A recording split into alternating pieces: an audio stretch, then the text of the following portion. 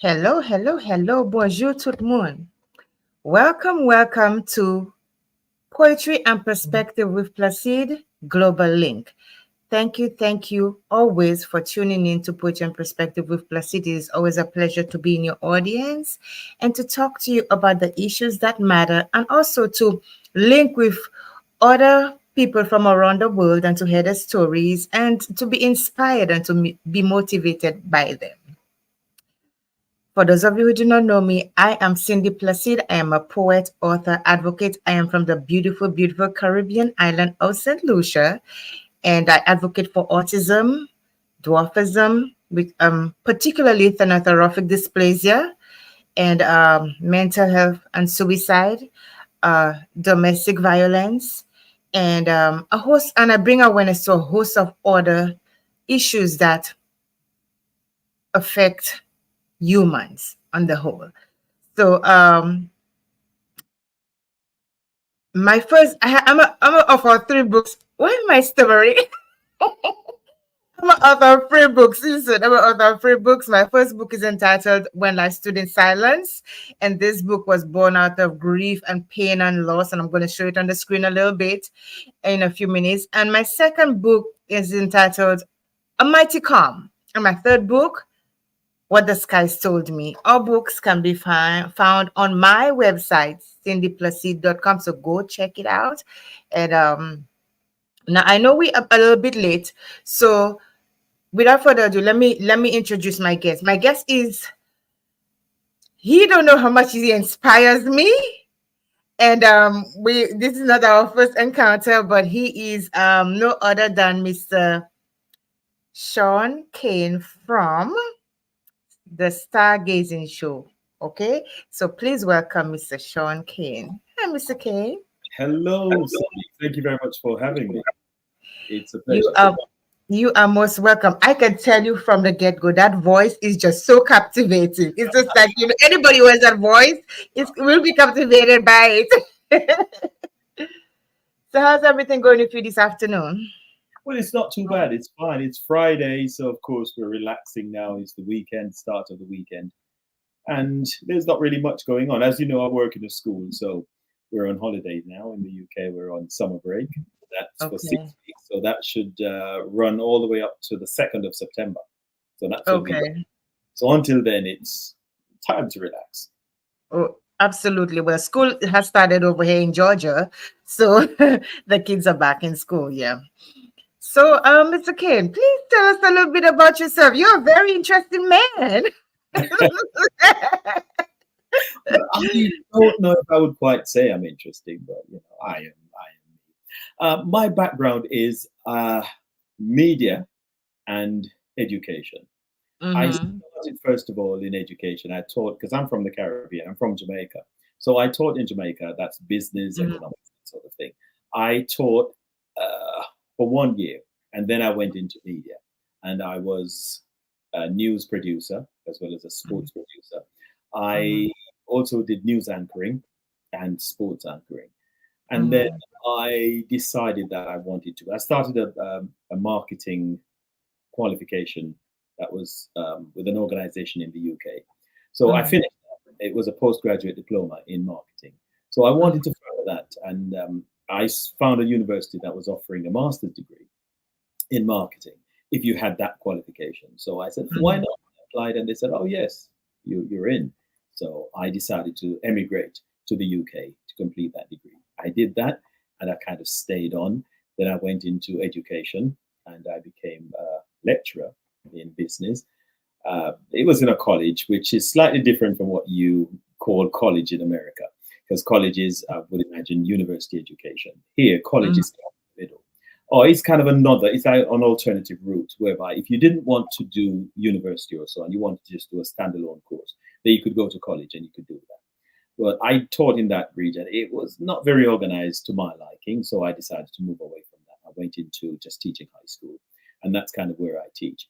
I did a bit of writing for the Jamaica Gleaner, the UK version of that. During COVID, that kind of went left. So I've not done any of that since then. And I've just been concentrating on my teaching. I did say I was an author as well, and as a result of that, I've authored about 4 books. One is a business book called Setting the Field for Your Financial Victory. And then Mhm. music, that was Reggae Larger Than Life. Then you've got Reggae Trivia Fun Time, then Dancehall Trivia Fun Time. So that makes it Mhm. about 4 books. And those books are all available on Amazon. And I think, Awesome. in a nutshell, that's it. Listen, so I'm in the company of somebody who knows the business. I don't know about knowing the business, but yeah, Listen, I'm gonna keep you laughing all day today, okay? it's not So very hard. yeah. So I'm telling you, I have listened to some of your shows, and I was looking at some of these. Guilty enough, I have not been able to purchase your book. I meant to purchase it, but life happened. I keep forgetting a lot of stuff here. I think it's the old age that creeping up on me. Yeah, so Mr. Kim, well, can I call you Sean? Oh, yeah, Shaun, that's the name. So you go for it. Okay. So Sean, on one of the reasons why I brought you here on this show is because I have read some of your bio and I've been fascinated by some of the things that you have been doing. Okay. And now you told me a little bit more about yourself. I want to know more. So, but one of the things I'm really interested in is I see you doing with this stargazing show, right? Yes. I see you are promoting so many artists and you give them a voice. And I think you have passion for reggae because you're from Jamaica, right? So you have a passion for reggae. And you give them a voice, you give them a chance to tell their story. So tell me about how Stargazing came about. I know you were into producing and everything, but what gave you the idea to start your own show? Stargazing now, because I was in the media before and people knew that. So my wife and sister-in-law and other people close to me kept saying to me, why don't you do something online? Because everybody's going live, everybody's doing something social media related. And I Mhm. said, I'm not the going live sort of person because I can't just sit there talking about my life, talking Mhm. about all kinds of things. If a cow jumps over the moon, I can't be sitting there, oh yeah, cow jumped over the moon. And if a car jumped over a cow, I can't say, a car jumped over. It's just not my sort of thing, as well as to be sitting there pontificating about things happening around us, thinking that you know it all and you know the ins and the outs. I said, that's not really my style. So Mhm. I started digging to see what I could do. And the thought came to me that you could do something called stargazing. I said, what's stargazing? That's just looking at, Mhm. and looking is not just sitting there and staring at them. It's just understanding them a little bit more. So where they, Mhm. what they've done, what their journey has been, what are some of the difficulties that they had to surmount, and how they surmounted those, and how they feel about themselves now, and what Mhm. they'll pass on to other people that might be experiencing similar difficulties in their journey. And I Okay. said, what, let's go for it. So I started to conceptualize in a little bit more detail the idea of stargazing. And then I saw, I could help people to get their message, stories out there, get the listeners and the viewers and their fans to know a little bit more about them, just kind of get into the backstory a little bit. Because when you Mhm. look at these artists in the public sphere, what you generally see is just a glossy magazine, with all nice, they're nicely groomed, nice pictures and photo shoots and all of that. And it just seems like everything for them has just been glorious. And there's Mhm. been no difficulty, there's been no problem or anything. And I thought people need to understand a little bit more because then people will connect with them a little bit more if they understood the backstory and realize how similar they both were. So the artist and the fans.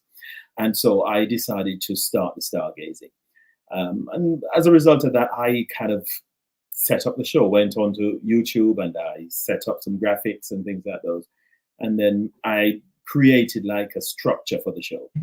And from Mhm. there, I just started contacting people, and they responded, and I interviewed them, and they said they felt relaxed, felt comfortable when I talked to them. I thought, well, if people feel like that, then maybe I should carry on. So that's how I've been doing it, and that's why I started. Absolutely, absolutely, absolutely. I'm really inspired by that because I think I had a similar beginning for me.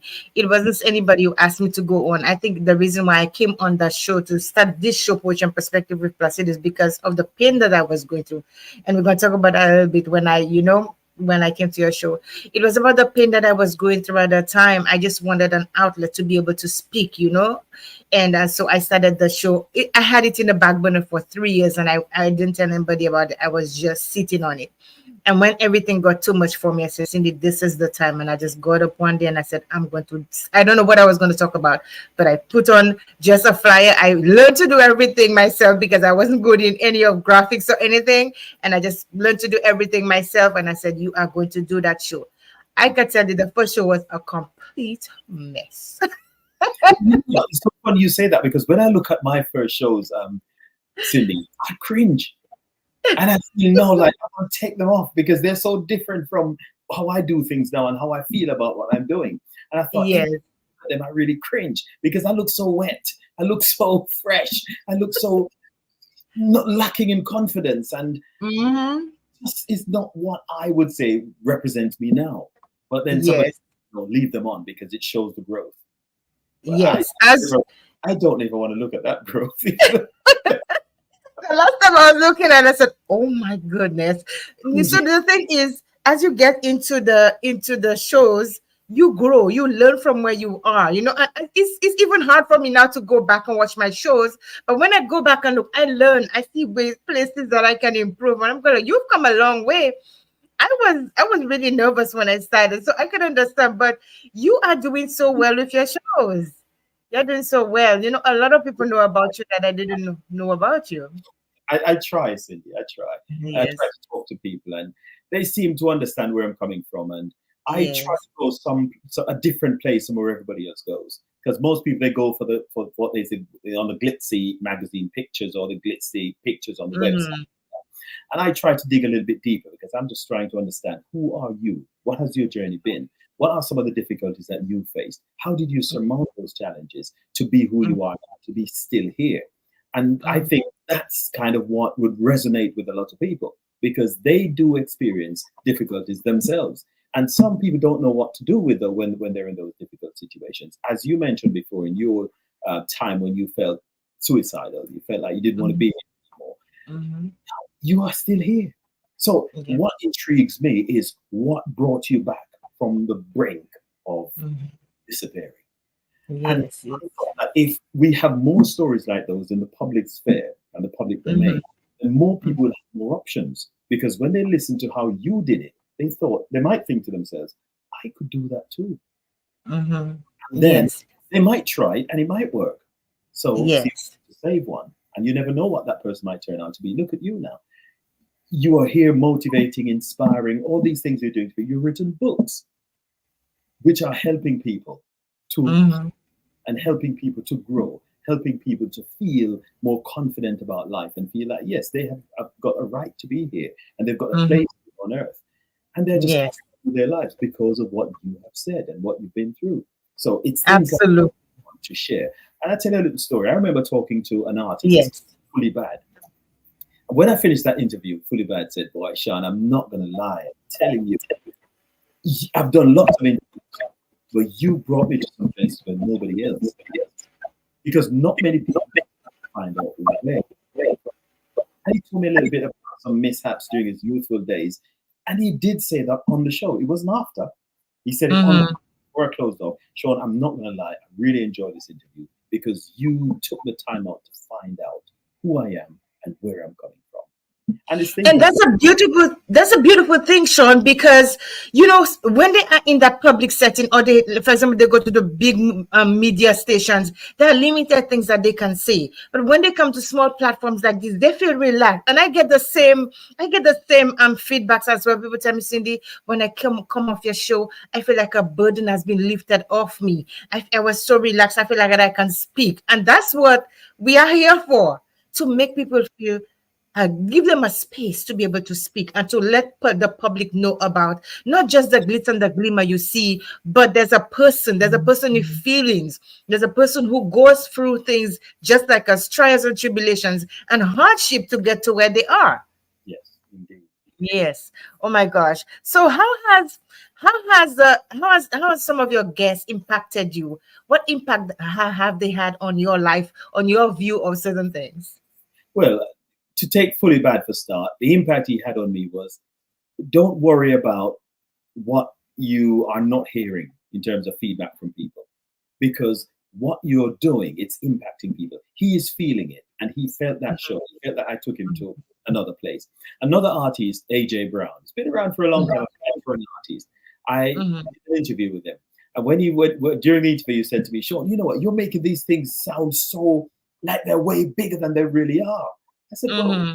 how big? It's just because they happen to you. You just think that this is ordinary. Well, this is just nothing, but they are." When he was Mm-hmm. finished, oh, I tell you, the person who set up the interview, who told him about the show and everything, he said, "Well, I want you to tell that person that I really enjoy this. In fact, you know what? You don't have to. I'll do it myself. Once I Wow. finish, I'm going to ring them up and tell them that this Sean, I thoroughly enjoyed all of that, and it just made me Wow. feel good about what I'm doing and how people are seeing it and what difference it makes." Another artist who was a young one, he said to me, "Sean, one thing I like about you, you're very patient with the young and inexperienced artists, especially the ones who are not experienced in doing interviews. They're quite happy doing their lyrics and recording and all of that. But when it comes to having a conversation like this on a platform like this, or even a bigger platform, they tend to Mm-hmm. get a bit, their throats get a bit dry, they feel a bit nervous, they get sweaty palms, and all these different things happen to them. They said, "But you, Sean, you just know how to relax us. You know what to do to make us feel really good and confident so that we can speak." And I mean, I don't find myself doing anything special apart from if I see that they're struggling a little bit, then I will help out. The way I do it, it just depends on the situation. Sometimes you see Yeah. it's difficult getting the words out. Sometimes the questions you ask, you can see that it's a bit difficult for them to understand what you're trying to Mm-hmm. do. So I'll ask the questions, clarify it while I'm asking it. And then generally they understand it. And sometimes they make mistakes and I just pretend not to hear it. Mm-hmm. And Because that's the thing, they have to the I just lost my train of thought. Oh my God.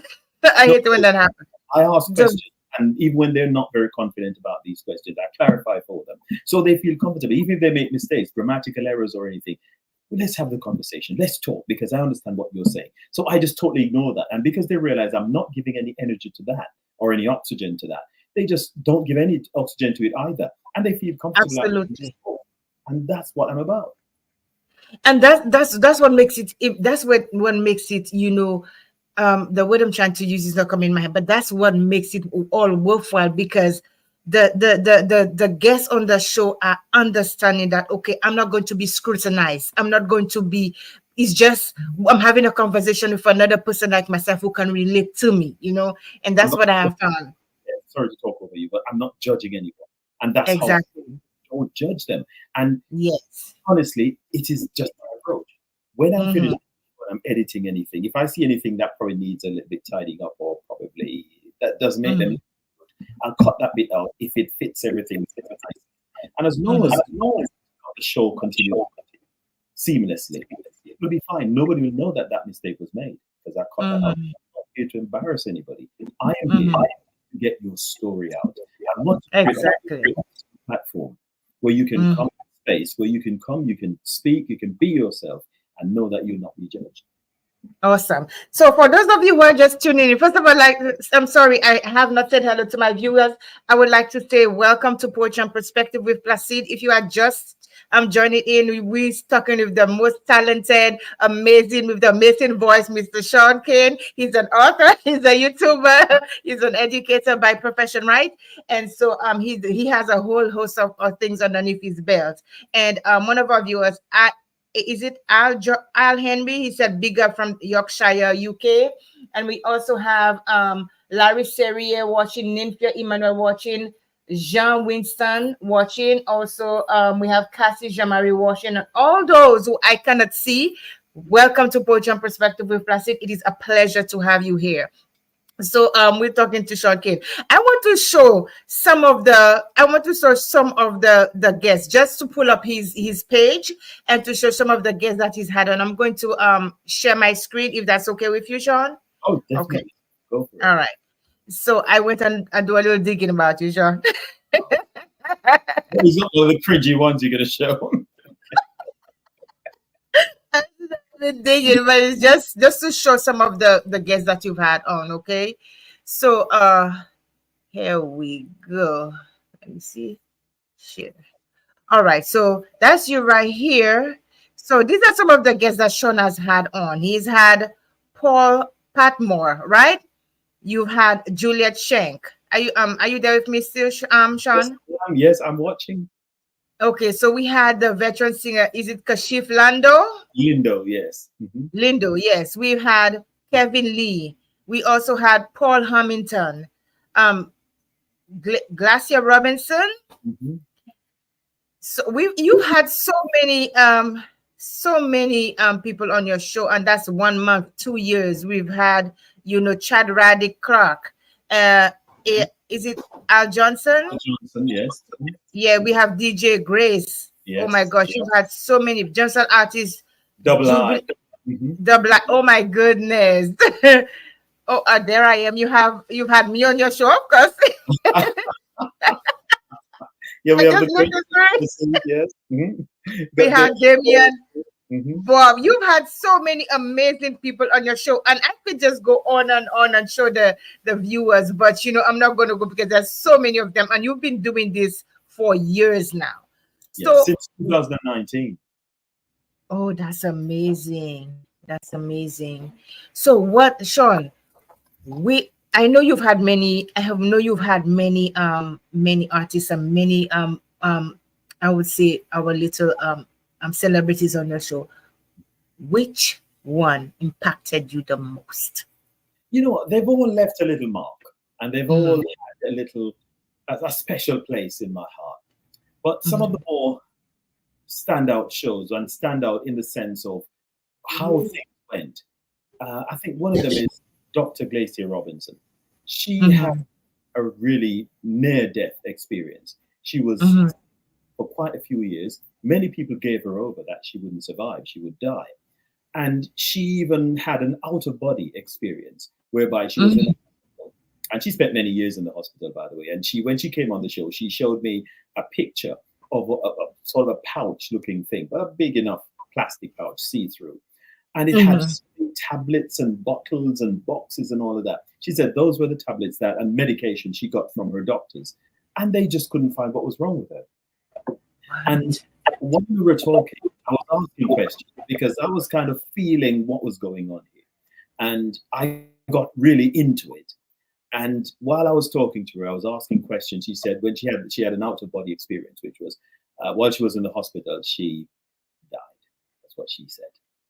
And there were doctors and nurses around her bed, and she flatlined in terms of the heart monitor. And Mhm, she was dead, and they were trying to revive her, shaking her, trying to talk to her, and all the different things that they would do to revive someone. And she just wasn't responding. But at that time, she said she was in heaven, and mhm, she saw David. He was playing the harp, and she saw other saints, even family members that she didn't know before, but they introduced themselves and say, "Well, I'm your grandmother, great grandmother," or something like that mhm. from the industry that she knew who had passed. She saw them over there. And she got taken to heaven. She said they were just worshiping, and it was such a pure place, and the energies were just flowing in a way that made her feel very special and feel good. But then she said, I think I can't remember if it was Jesus or David who was taking her around, but her little sort of chaperone or whatever you want to call that person said to her, "Well, do you want me to show you hell?" And she said, "Oh, yes." When she went, she said, well, she got taken over to that side. And it was very hot over there, and people were tormented, and they were burning, and they were screaming and crying out and everything. And she said she saw people there that she knew What? in hell from the music business, recording industry, as well as from the media, family members, and all that, because they were doing things to her to try to probably send her on before she was really due to go over on the other side. And she saw all the So, people. She was showing all these people. And while I was talking, I was just asking questions, didn't realize how much I was touching a nerve. And then she started crying on the show. she said what? She started crying. Oh, She was, Cindy, I did not know what to do. I thought, look what you've done now, Shaun. You've troubled this lady to the extent that now she's crying and you don't know how to stop the tears. mhm. I was panicking. And then I just found myself saying, thank you, Jesus. Thank you, Jesus. And I could see the change, the physical change in her body. I could see her face just lightening up a little bit. She was just relaxing. Her shoulders were coming down. She was, thank you, Jesus. Oh, yes, Shaun, I'm telling you. And she came back and thought, where did that come from? And even to this day, don't ask me. Because if that event were to be repeated, I wouldn't know where to go. I'd probably do the same thing, but don't ask me why, because I just don't know. It was, I would probably think it's divine intervention at that time, because I didn't know what to do. And I just found the word, thank you, Jesus, coming out of my mouth. Those were the words that she needed to hear. Probably, yes. Because she Wow. was so calm. She wasn't upset anymore. She wiped her eyes and she was ready to talk. Where, how did I know that? I A don't know. lot of I have always asked myself, how does it feel when someone is just about to die? What do they feel? And I know there are some questions that I'm not gonna get answers to, because we people have I have always asked myself that. And I think there are certain ways that people, that I don't know, I just know that sometimes I feel like people just accept it at the moment. Okay, this is it for me, and no more suffering. So, but I'm glad that this impacted you in a positive way, because our guests, I wrote my last book, was it my second book? I wrote a poem about my guests that I've had on the show. And a lot of people don't know that, but I wrote to about their experiences, how it has touched me, how it has moved me in ways that I didn't think that I would be moved. And our guests will do that, and they give us the will and the determination to continue to see the good in what we are doing, as you know. I don't know if I want to call it podcasters. But But whatever, the way we reach out to people and the way yes. we share their lives and the way we give them opportunities to talk Mhm. about their own experiences, to reflect on their own journeys. Yes, let me see what our guests are saying. So, that's my award-winning author Baptist Paul. He said, "What's good people? What's up, good people?" He said, "I gotta get on his show." Okay, so you gotta get, you gotta I get. think he wants to cry then. Because guess what? Listen, Cindy Placide came on the show and she was in tears. And I don't know what I did or said. I mean, now probably would be a good time if you can remember, you can reach back on what I did or what I said, but I got you and all that. And I thought, what did I do? I was just having a it conversation. wasn't you, Shaun. Mhm. You see, you ask questions, and you allow the viewers, sorry, not the viewers, the guests, to be Mhm. themselves, to open up. You give them that safe space. And so when you're able to open up, at that time, when I'm able to open up and to say things that I have not, I've tried to subdue, Mhm. that was it for me. I needed to see how I felt. I needed to see. And sometimes I come on the show and I give little tidbits about my life, but it was not the same as coming on your show and just being open and just talking to you. Because when I was speaking to you, it wasn't like we were having an interview. It was like we were just having a conversation. And I That's was telling my good friend, this is what I was going through. So that's how I felt at the moment. right. Well, I'm glad that you felt that way because that's how I try to um, do the show. That's my thought of it. I don't want it to sound like I'm talking at you or anything like Mhm, that. Or I am up here and you're down there and you're speaking to me or I'm speaking to you. We're just having mhm, a and it's always just that informal chat. And while people are that relaxed, they'll talk. And I'll tell you another event, as you mentioned about the what shows impacted me. There's a gentleman mhm, who lives in Florida. He's from Jamaica. He's called Paul Douglas. He was the band leader for Toots and the Maytals for more than 20 years. And I think that group it disbanded after Toots passed away because he died from COVID. Um, mhm, Paul came on the show, and while we were talking, um, well, after we finished, and because I generally do a little bio at the start when I'm doing the show, like, do the interview, and then I'll edit and just put that bio, mhm, some pictures of your works and everything, just as an intro, so that people who are mhm, watching the show can know a little bit about you before we get into the conversation. And I remember he had a song. He sent me an album called Jazz Me Reggae, and there was a track on it that I really, really love. I still like it, and it's called mhm. Vista. And the song was, Mm-hmm. it says, this time she's gone away for good. Is what I'm saying? And I Mm-hmm. remember I was writing the bio because his mom passed away, I think, about a year before that. And I wrote at the end, about his mother, and then I said, she's gone away for good. And I played the song. And Mm-hmm. after I put the interview on and everything, I was thinking to myself, did I go too far with this one? Because it's his mom. And I kind of Mm-hmm. was thinking about a lady who left him because he was standing looking out the window. There she was walking down the street. She looks so neat and looks so nice and everything, but he just can't get her back because she's gone away for good. She's finished with him. And I'm thinking, well, mom has gone away for good. So it made sense that song would fit the situation. But Mm-hmm. I thought, did I go too far? Did I upset this man? And I kept feeling guilty ever since I did it. And Mm-hmm. he said to me one day, he sent me a message and he said, you know what, Shaun, I've just been watching the interview again. And when you said, when you played that song about she's gone away for good and this time, you added a new meaning to that song for me. Because when you connected it to my mother, that's when the song really made, it's not that it really made sense, but that's when it found a new place and a deeper place within his soul. And he said, that is just a special moment. So I sent to him how I felt. I sent a message back. Mm-hmm. I was wondering all along, Paul, if I'd gone too far Mm-hmm. by linking your mom to the song. And he said, Shaun, no, you didn't. That's exactly what I wanted. Because the song has got new meaning to me because you made that. Oh, well, there I was feeling that maybe I did something wrong. I upset this man or something, and he probably was too polite to say it to me. But he said, no, Shaun, you added new meaning to this for me. And every time I hear that song, I remember my dearly departed mom. And I thought, okay, Wow. I'll take that. You know, we all have our personal struggle. We all have our personal stories. And sometimes it's just the way people speak to you, the way they present themselves to you. It makes them feel okay. It triggers something in you that allows you to be yourself and open up with them. And know for sure when you ask me about, that was just something I always say to people when you ask me, um, have I ever asked myself, why me? Remember in the show, and then I told you, why not me? And I always use that. Why not use our own experiences to, why would we want people to go through the things we go through?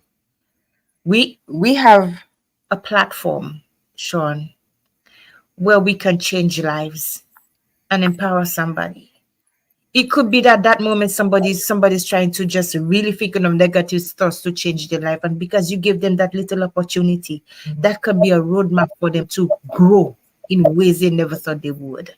You know, so I applaud you for what you're doing now. I want to show the viewers a clip of just what we just our show together, and we're gonna talk about your book when we're done. Okay, so guys, I'm going to share the screen and show you a little clip of our show together.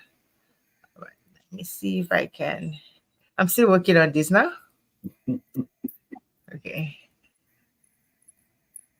Okay, so that is my show with Shaun. Also like to welcome back our listeners on Rex Radio in the UK, Viscosity Blend and Motif Radio in New Jersey, and Island Buzz Radio in Jamaica. Now, before the break, Cindy, we were looking at your passion for writing, also talking about you releasing some of the experiences you had as a child, and also when you went to the United States, what life was like. But you mentioned also that you had an autistic son, and I know somebody with autism requires special needs. They've got special needs. How did you cope? What did your son need? It was difficult. It was difficult. You know, back in my little island of St. Lucia in the little community of Piero when I was growing up, we never knew about autism. We never knew in Vieux-Fort, that town, what autism was. We never heard of that before. So when you come into a foreign land and you face with all your challenges, and then you get a diagnosis from a doctor that your child has autism. Initially, I broke down, and then I just had to snap out of it and ask her straight in the eyes, what do we do to help him? And when you don't have the resources that you need, it's debilitating. But I found my way around it because I wanted to help my son grow and to be normal, even if he had a disability, but to be like a normal child. Did you understand what that meant? No, How did you I had no clue. how did you learn about it? I spoke to the psychologist and I asked her, please explain to me what he has. And my son doesn't only have autism, he has ADHD and he has a condition called hyperlexia. So he has a higher than normal ability to understand letters and numbers rather than spoken word. His comprehension is not there. So I had to literally teach him how to do almost everything. And if you have not met an autism parent, think of a soldier in battlefield. That's what an autism parent is like. We go through all the stresses you could think of. You have to take care of yourself personally, but you have to be a voice for that child. You have to be his ears. You have to make him understand. You have to be his everything or her everything. And you have to go for the tantrums. You have to understand when to say what, how to say it, so that they wouldn't have a meltdown. You have to deal with people being critical of you as a parent and as a critical of the child. I've had some instances where people told me that my son was misbehaving, and I just had to look at them and go, please don't. Yes, because they Shaun. That was entertaining. Yes, it was. So I was looking at your facial expression. Yeah, because I don't watch these things. I don't. Once I do the shows, Cindy, I'm done. I just upload Yes. them, there, they're hoping that people see them and will take from it what they will, and that's it. So sitting now, looking back at, I thought, wow, I was putting things out. I was asking questions. Yes. Yes. I'm laughing. My eyes are watering. Sorry. So, yeah. So you allow me that space to be just to talk. Just to talk to my friend, and I appreciate that. And I think that's what you do for a lot of your guests that have been on your show. So you have a knack to just, with your facial expression, just say, okay, you at home, relax. You can talk to me. So that's what I thought. Yeah, just talk. There's no problem here. And I tell you what, as you Yeah. mentioned that, Kevin Lee, he's a motivational speaker, and I think he's a preacher in America. And he came on the show. It was my sister-in-law, because she's part of some online coaching organizations or something like that. So he's a part of that. And she came in contact with him and they spoke, and she told him about the show. He watched it and said, oh my word, I really want to be on that show. So he came on. And while we were talking, he was talking about his life and everything. And then he mentioned some things, and I thought, wow. And, I didn't know those things, were true of his life. And I was just listening, and he said, Shaun, I feel so good. And he got some things off his, really personal things off his chest. And I thought, did you really want to say that on here? But he did. And when he was finished, he said, Shaun, I knew. Once I saw that show, and then I saw you, I knew that you would create that space. Remember, I could feel comfortable, and I could just talk. And that's what he did. I don't know what I'm doing. I don't do anything special. I don't sit and plan this. My facial expressions, I don't plan them. It's just what I'm feeling. I just say what I'm feeling at the time that I'm feeling it. Or what you see on my face. It's just what I'm feeling, Yes. when I'm talking to people. And I try to show respect as well. So if they're talking to me, I try to show that I'm listening, even though I am listening. I want to see that too, that I'm listening, I'm paying attention, and so on. And usually the way in which I ask my questions is, if they say anything that I think, well, there's some juice in that, let's just jump in there and see what's there. And I touch on it, I squeeze a little bit out of it and say, let's see what's going on. And so they will give me clues as I go along, because they will say things that I don't know. And I thought, let's explore it a bit more. And so I'll ask a question. You did mention so and so. Tell me a little bit about how you felt about this or something. And then they'll talk a little bit more about that. Oh, I didn't know all this. Oh, that's good. So they'll keep, as they go along, they drop little bits of clues along the way, and I just grab them up and I just ask the questions as long as I think they're good. Some of it I think might be a little bit embarrassing. So I thought, well, maybe that was just a slip of the tongue. So I'll let it be. I won't ask you anything about that, because you probably didn't intend for that to come out. But as a Freudian, it came out. And I just pretend not to hear that, move on straight away to something else and just carry on. I think probably that's one of the ways in which I relax the young artists as well. So when they let those happen, I just pretend not to just push on. So how has the public, the Caribbean community, the diaspora, how have they responded to your show? I tell you a little bit what I've gathered from it, and I hope I'm not being negative here, is Mm, what seems to be grabbing people's attention and really arresting their attention is mm, anything to do with gossiping, tearing people down, spreading rumors, hyping, showing off, being boastful, and trying to have a fight with someone and having that played out on social media. That seems to be where most of the attention is. So most people, a show like mine, a lot of people wouldn't bother because there's no griminess in it. There's no negativity. There's no tearing down of anybody. There's no calling names. There's no duel whereby I say this and there's going to be a response to me, and then I respond and there's going to be a response. So it becomes a saga. There's nothing like that going on. And as a result of that, a lot of people, this doesn't really grab their attention. But the people who are looking for purity in life, they're looking for healing, they're looking for ways in which they can make themselves more comfortable and give themselves greater reasons for wanting to be alive and to stay alive. They'll watch a show like this because it's therapeutic. I've heard that before. That just yes, your show, Shaun, it's just quite therapeutic. It just makes me feel so relaxed and so reassured. it's amazing that you said that because Baptist Paul said that feels like therapy when I mentioned, how you made me feel on the show. And it's really true because there's a lady watching by the name of Lauren Dorville, and she's a regular viewer. She's like my sister, and she was one of the first people who I really spoke to, and she really she asked me a question. She asked me how you don't have a lot of people, you don't have a lot of likes, and those is to the extent like I don't have a lot of likes, on a lot of viewers, like a lot of those other people that come on there. So I told her, if I could change just one life, if I could just empower one person, then that I would have accomplished my goal. You see, and my show is positive, the same, this it's almost in the same line as yours. But I have found that as well, that people are looking for gossip, they're looking for slander, they look to bash each other. And I let people know that's not, if that's what you're looking for, this is not the place for it. Keep it moving because it's not here. Yeah, it is not the place for it. I have heard a lot of people tell me a lot of stuff, and I'm gonna this is there are some people I would just will not bring on my show if they are going to go in that line of, I will not bring them.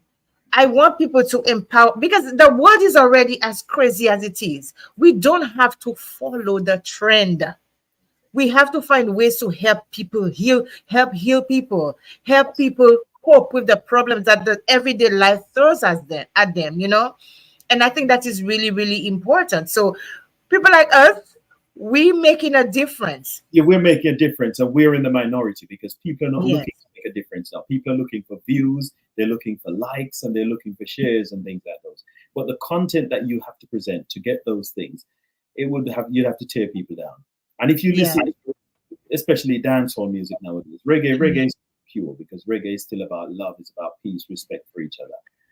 They haven't really broken reggae yet to the point where they can include those things and it still sounds authentic. So reggae is still, is being preserved for being a genuine kind of genre about love and peace and unity and all that. But when it comes to dancehall, everything goes, anything goes, and that's where you hear people are talking about how to shoot people, and also who is sleeping with whom, and who is the side chick and who is not the side chick, who is jealous of me, who does not want to see me prosper in life. And I just think, that's just so toxic. It's just a bunch of negativity. I would just get all of that, imagine it as a piece of paper, and I would just crush, chuck it in the bin. Because I know that's empowering anyone. I know these guys are hustling, they're looking for money, and probably that sells. People are buying that sort of thing. People go to dance parties to see that. They go to live shows to see these guys perform these things. I am not sure how it works, and I'm not sure why that resonates with so many people. But for me, if people are jealous of me, I don't really care, to be honest, because that's not my business. I just need to keep on doing what I'm doing. If people don't want me to rise and prosper, that's not my business. That's their problem. I just need to keep on doing what I need to do to rise and to prosper. So to be singing about it every day, I can't see how that entertains me. And I'm dancing and I'm feeling good because people are saying people don't want me to prosper. I don't get it. The other bit about how to shoot people and what guns you need to have and what you need to do, I just don't really see how it's going. And Jamaica is in a really, really dangerous place at the moment. Mm-hmm.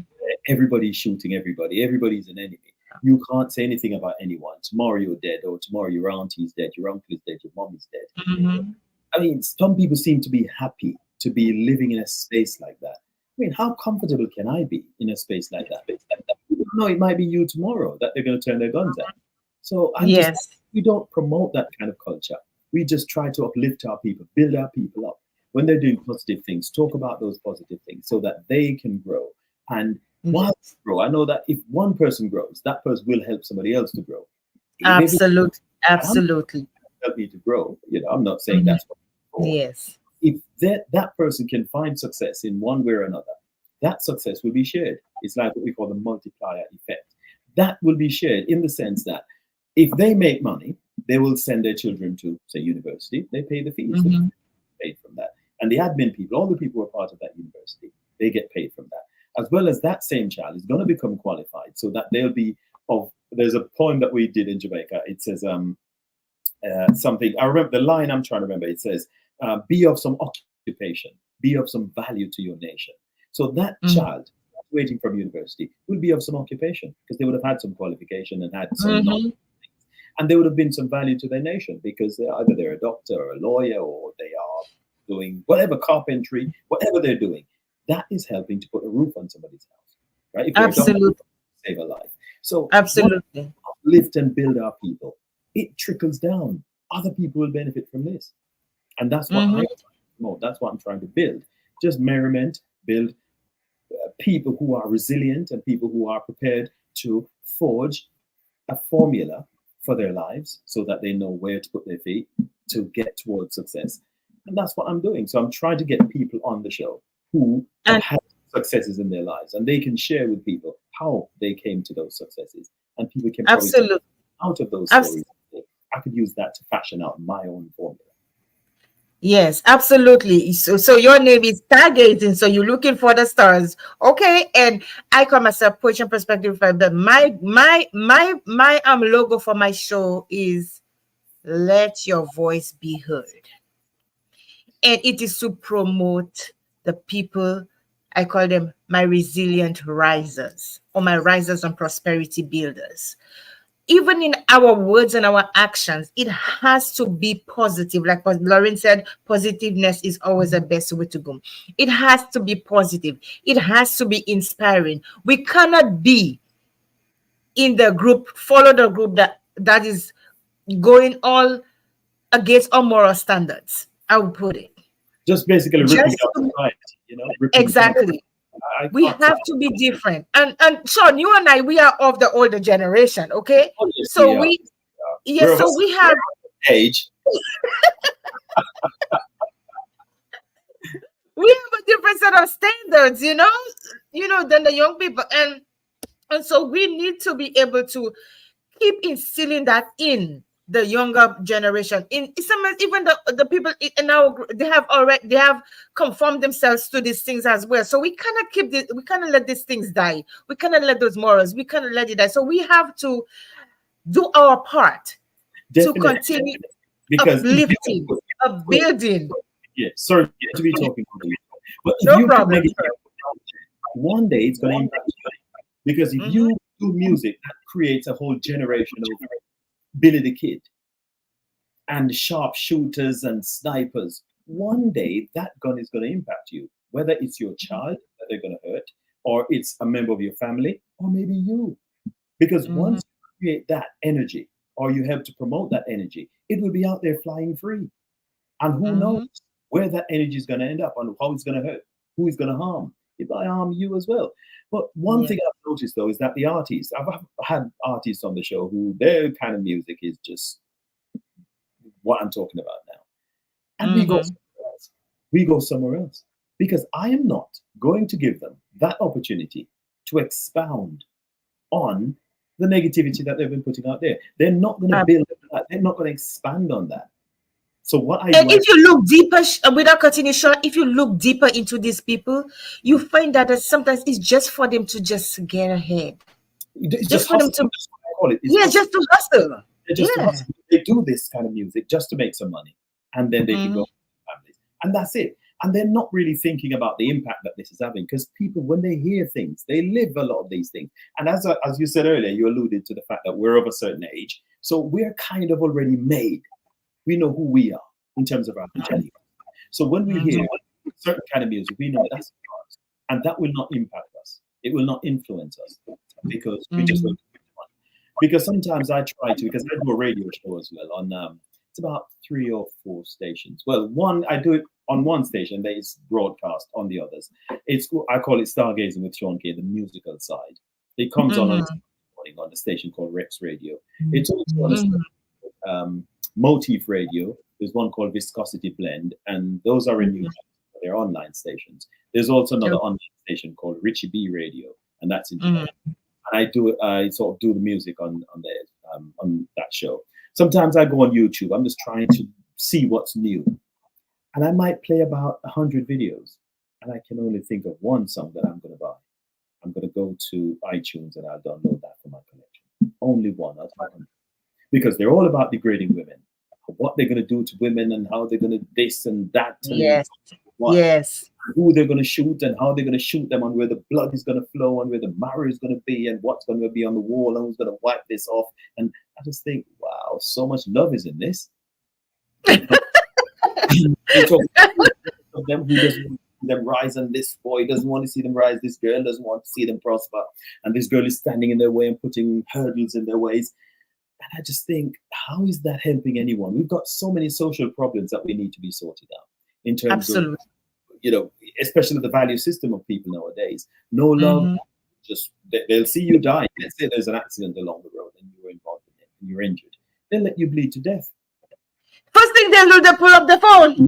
They'll be busy helping themselves to your mobile phone, Yes, to your wallet, and God knows whatever else you have that's of value that they can take straight away. And they'll leave you there to bleed to death.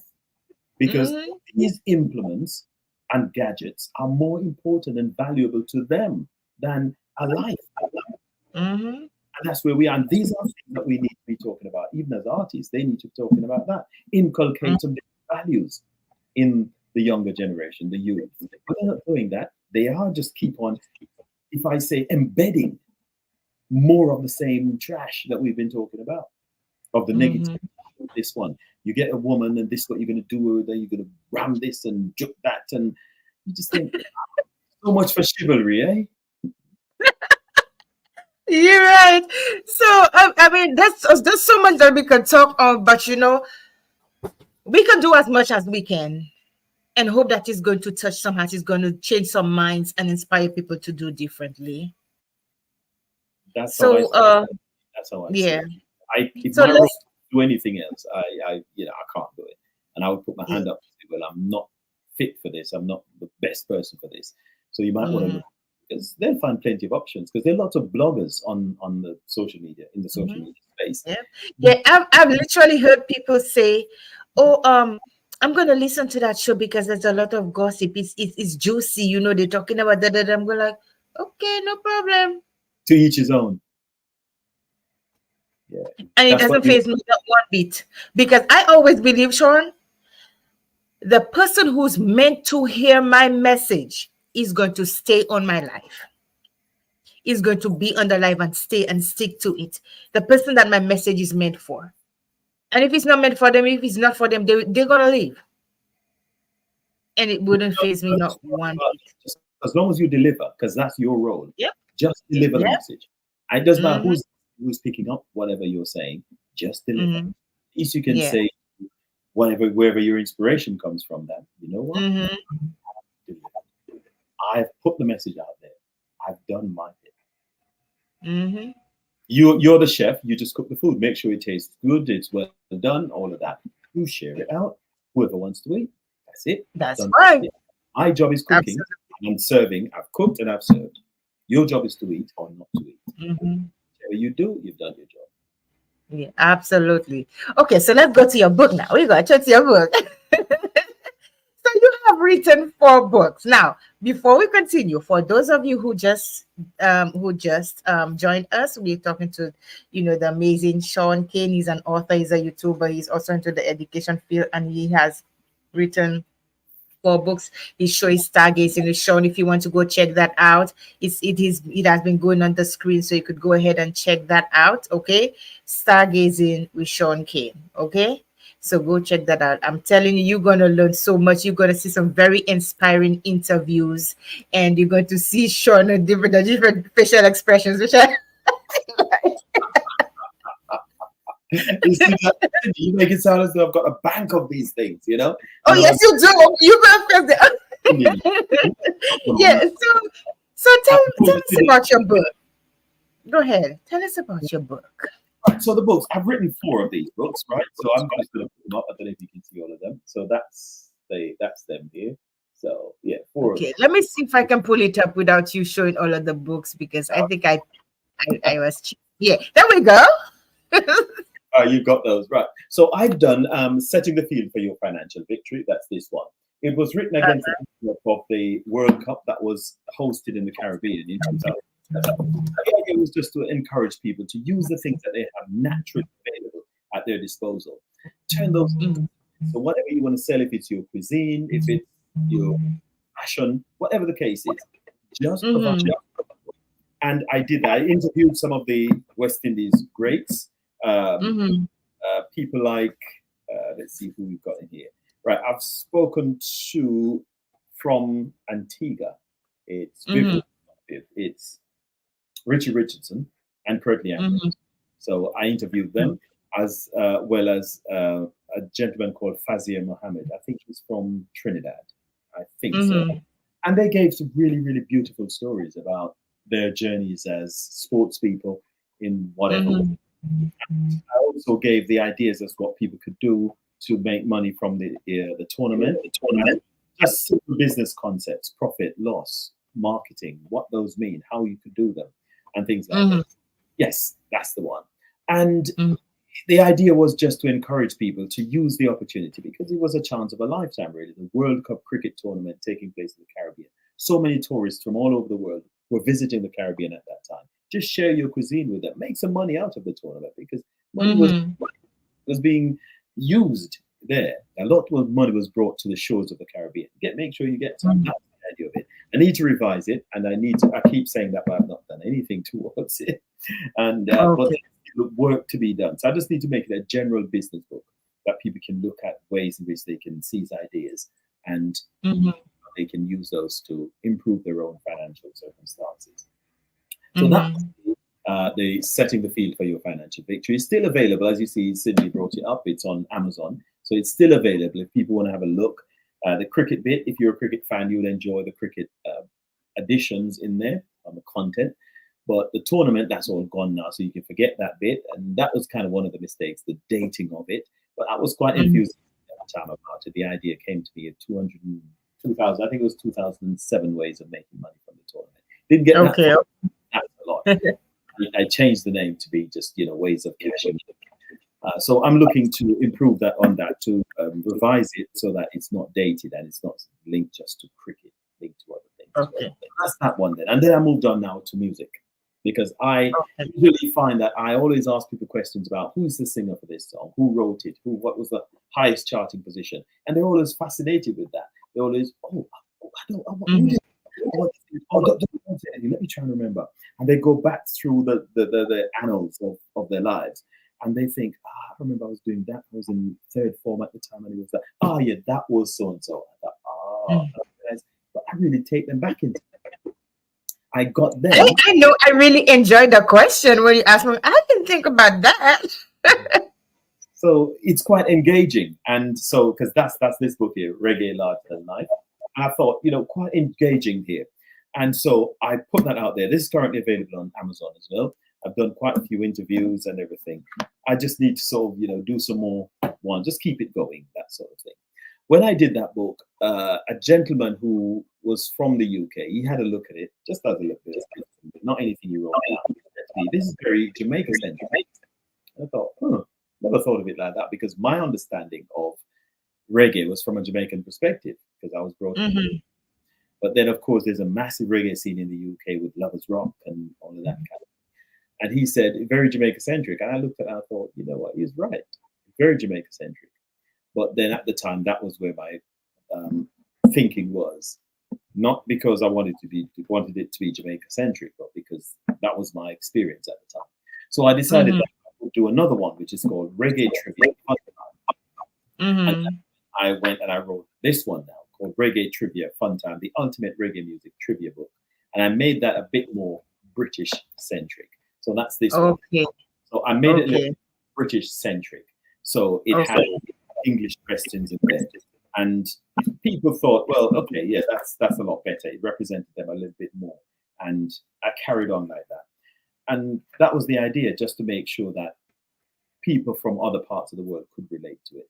After doing that one, I thought I would do a dancehall trivia one now, which is this one. This is the Dancehall Trivia Fun Time, the ultimate dancehall music trivia book.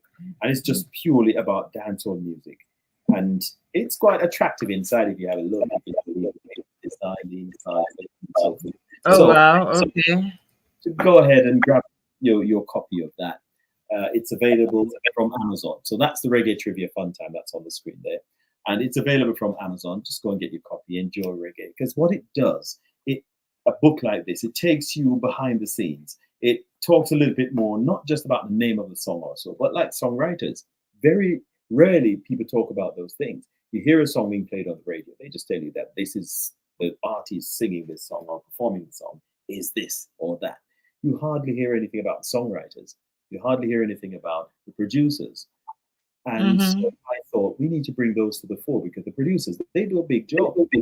Their responsibility to ensure that this record is listenable and is likable. So they know that they have to make sure the artist is singing in the right key. They're singing, they're using the right pitch, and all these technical bits. Where something sounds a bit empty, they have to probably find something to fill it, a sound effect or something, just to make sure that when you listen to the final piece, it's a seamless, piece of work. It's just really nice and melodious and easy on the ear, and you can enjoy this. So they need to be promoted, need to be spoken of. The public needs to know about them, and that's kind of one of the reasons why I did that. Some of the records as well, you need to know the charting position. What's the highest charting position of this song or so? And it just brings people, brings them a lot more information about the songs, about the artists. They put like they pick the correct names, because some people that, like, for example, Sanchez, he just says the artist is Sanchez. Well, who knows his correct name? We say Kevin Jackson. Where is he from? Or something like that. And some of them, their parents were preachers, like Benji Myers. His dad was a preacher, Brent Myers. So I put that in there. I asked a question about that, and they say his father was a preacher or something. At the end of it, you know so much more about him now. You know that, his dad was a preacher. I didn't know that. He started singing in the church. Wow. And that's kind of what the purpose of the book is. So I just need to carry on with this.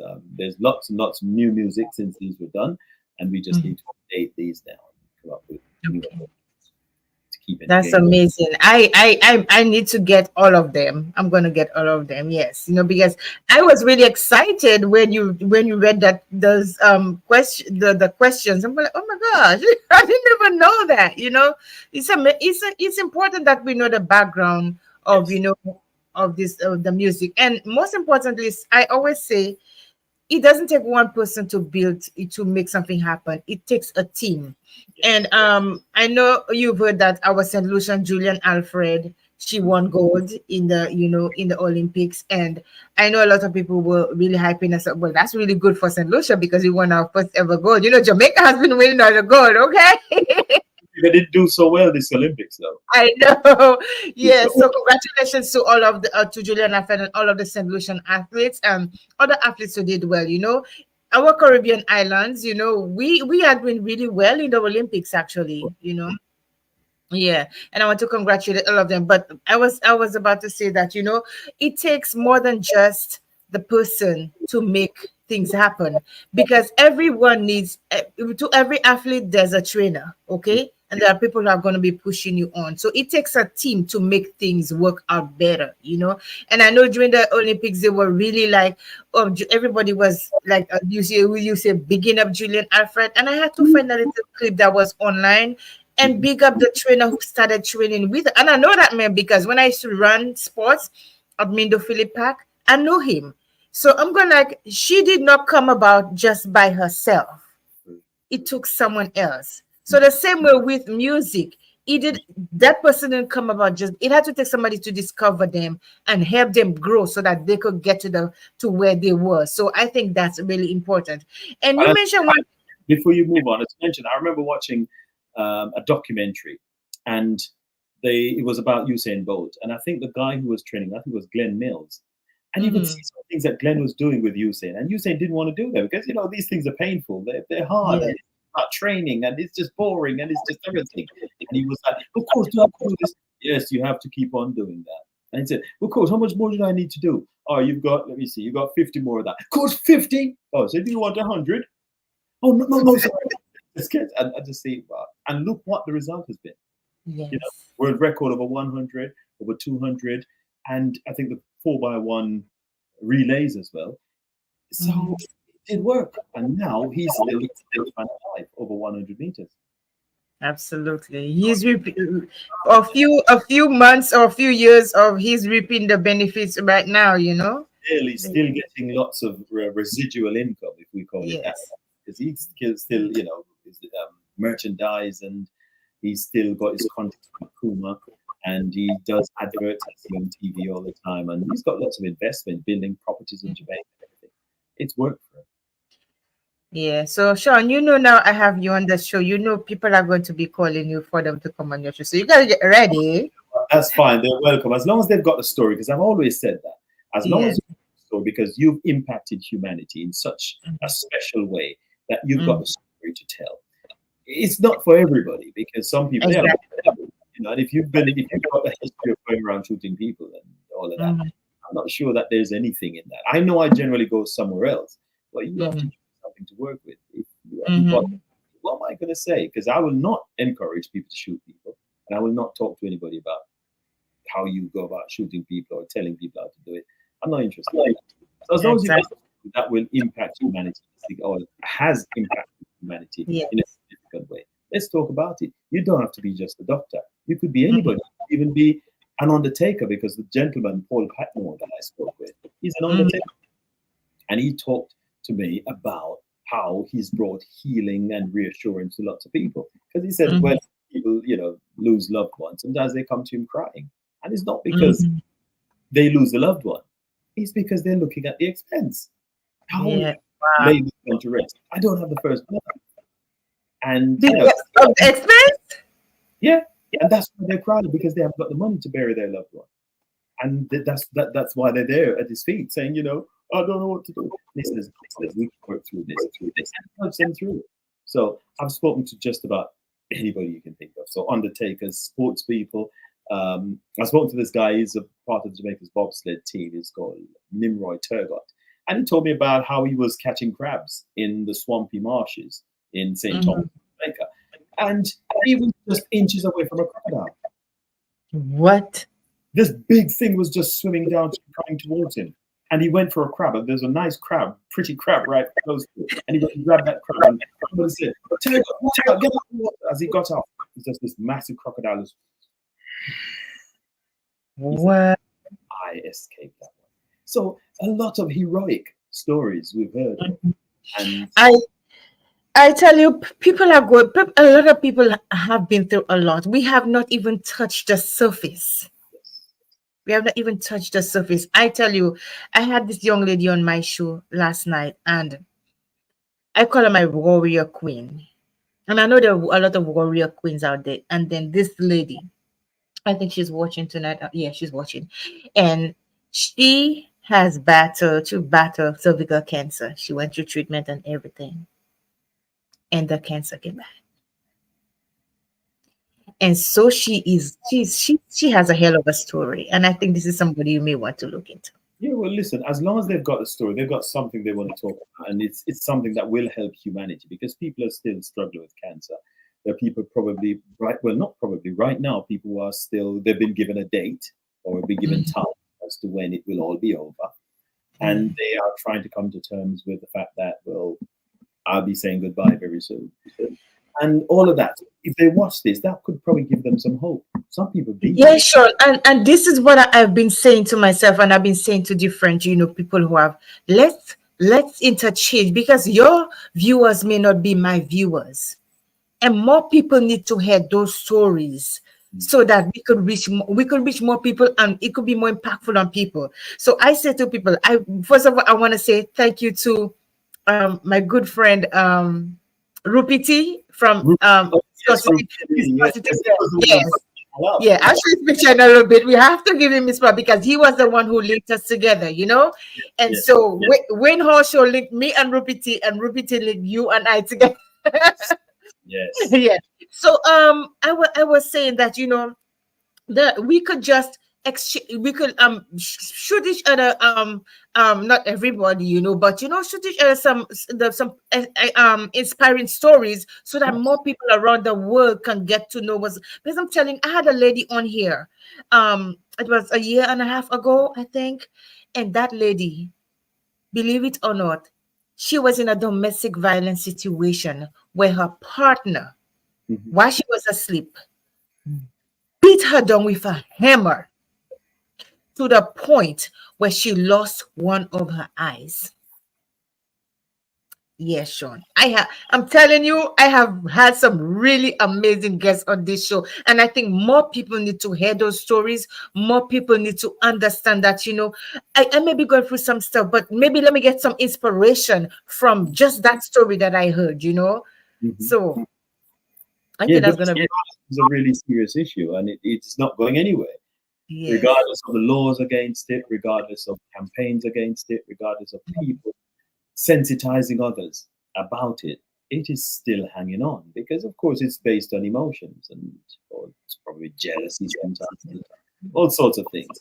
But the idea is that it's still around. We have to just Yes. keep talking, and hopefully, people will be sensitized to the extent whereby they just know that it's pointless. Because what I've seen as well is a trend in Jamaica, maybe other parts of the world, but I'm just talking about my own homeland. Is if a woman says she's finished with a man, the next thing you know, she's dead or she disappears.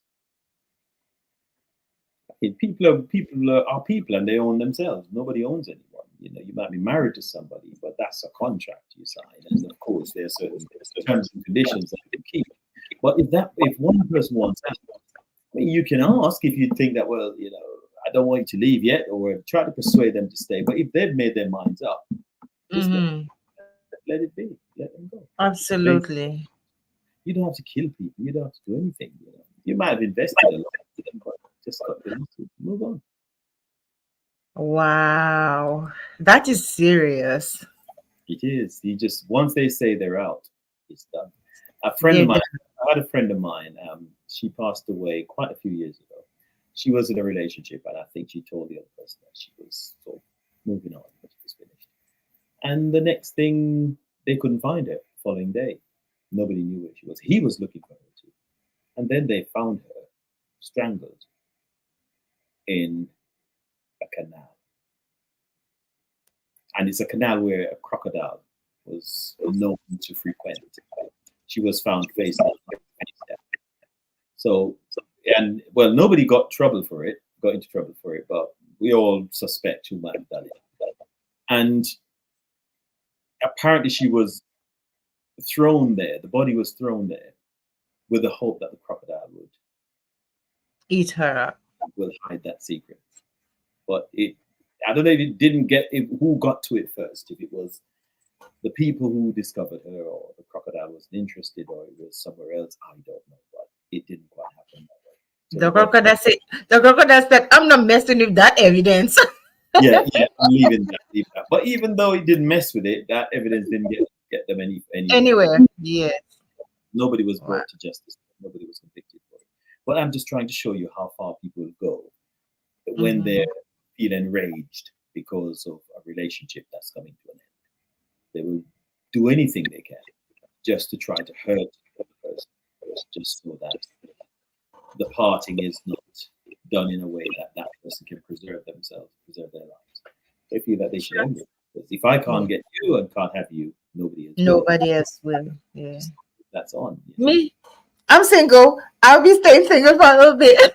I wasn't trying to put you off though, Cindy, but I suppose if you say that you're single, then No, you, I am single by choice. you kind of know why, because there are lots of Yeah, options there, and if you yeah, decide, I decided that for a while, let me just focus on me, because after everything that I've been through, I decided, I have to, if I'm going to be, and I hope you don't understand that, if you are going to, if you have issues, not necessarily you're going to pass it on to some, but if you have issues, you have to be in a place where you'll be able to handle somebody else. Not necessarily going to be a bad partner, but how are you going to be able to handle situations when they arise without having a breakdown, without going in the deep, without not, you understand what I'm saying? So I know I have to be the best person for me so that I could be a good wife to somebody else. If that makes sense. So you have to take care of you first, and then you'll be able to better take care of somebody else. yes. So Yes. I know go ahead. What's that? no, I'm saying you first, then everybody else after. Absolutely. Now, I know we can go on and on and on and on, Shaun, but we have to cut this short. We'll be going for a little bit. But for those of you who I did not acknowledge, Buyo Talk Show is on, Nicola Dorville is on. Oh, Nicola is another story you need to hear too. So I'm telling you, we have so much to talk about, Cain. I know you're a busy, busy man, and when I get you, I get you. Well, But we keep in touch. I just wanted to try to make myself available. That's all. Absolutely. I just wanted to show the viewers because he more than anything, he has really been promoting me. I think this guy, he's just I don't know anybody, too many people don't know about him, but I've been promoting him. This is Rupi T right here. He is on Rex. You said he's on Viscosity Blend, and he's also on Roadblock Radio. Yes. Yes. So he's an amazing. He's been in the business for over 40 years, and he's doing amazing. He is one of those people as well who that certain kind of music is not going to play. So because he believes in having things clean and morally clean. So I really, really appreciate. I listen to him all the time. So this is Rupity, guys. You can go check him on Viscosity Blend, or you can go to Roadblock Radio, and you're going to listen to him. I will post the times that he's on. I always like to post my supporters. Yeah. So Shaun, it was a pleasure having you here, and I hope that we can have some more discussions. Maybe we can do a webinar together. Maybe we can do a show together where we can invite a few people and let's hear people's stories. I'm always open for collaboration, because I have learned that when you collaborate, you grow. You grow. Yes. No one is an island, so you Exactly. need cool energies. Yes. As they always say, 2 add 2 is equal to 5, because of what you bring and what I bring. And when you combine those, they're more than what each person has. Yes. That's why it creates that synergy. Yes. And we've got 2 add 2 is not 4, but it's 5. But 5. Yes. My own contribution, those 2 coming together equals more than, Absolutely. the two contributions. So, Well, listen again, guys. You need to go check Shaun out. Stargazing with Shaun Cain on YouTube. These shows are amazing. They are also fun and informative. So you can check him out. And if you have a story to tell, he's right here. You could check him out. Hey, send him a little message. Send a message on social media. You can do one of these platforms, and you can. And if you don't know how to get to him, I'll connect you with him. You can just send me, messenger or anything like that. And also you can email, gazingstarworld@gmail.com. Just send me something to say, well, I've been seeing the show and I think, I'd like to suggest this person as a guest or that person as a guest. Or if you want to be on here because you've got a story that you want to tell, just get in touch with us and we'll be more than happy to explore the possibility of you coming up with your story. Absolutely. And you can go and watch my full video with Shaun. My full video is shown on Stargazing. I tell you, it was really an interesting interview, and it was really one that really built me. I felt like I was at home with you. So thank you for that, Shaun. And to all the viewers who stayed with us until now, I would like to say thank you so much. It was a pleasure being here and having Shaun here. We have planned this ever since the last time, so I'm glad that it happened, and I'm sure a lot of people are going to take a lot from this. So have a good night, everybody. Remember, failure should never be your finality. And as Les Brown said, if you're going to fall on your back, because as long as you can get up, you can look up. Okay? As long as you can look up, you can get. There are no tap outs. Rise to your own prosperity, and on prosperity and perspective with Placide, we let your voice be heard. Come on here, tell the viewers, tell the world, the public about your story. Let people understand who you are. Sometimes people are quick to judge. Let people understand what makes who you are. Until the next time, thank you, Shaun. Any last words? Well, I just want to say to people that the books are available on Amazon. Just go out there and have a look and grab a copy or two of the ones I've got there. Also, with the Stargazing with Shaun Cain show, just watch it on YouTube. Go to the YouTube channel, Stargazing with Shaun Cain. Just watch, like, share, and subscribe. And do the same thing for Cindy as well. Exactly. Like, share, subscribe. Exactly. Okay. I also have a YouTube page. I still have to work on it. So But whatever is there, as long as there is a subscribe button. Just so you can subscribe to this show, and you can also share some likes and whatever. You can give us some stars, but we here to inform, inspire, empower, and motivate. Okay. I'd like to give a shout out before I go to the ladies of Where Ladies Talk. Thank you so much for being such a rock for all the ladies who grace your presence. I am part of that board, so I would like to say thank you for all you're doing for St. Lucia Association of Georgia. Thank you so much, and everyone else. So have an amazing night, and we are going to see you guys next time. Look out for the other show. Have a good night. Bye.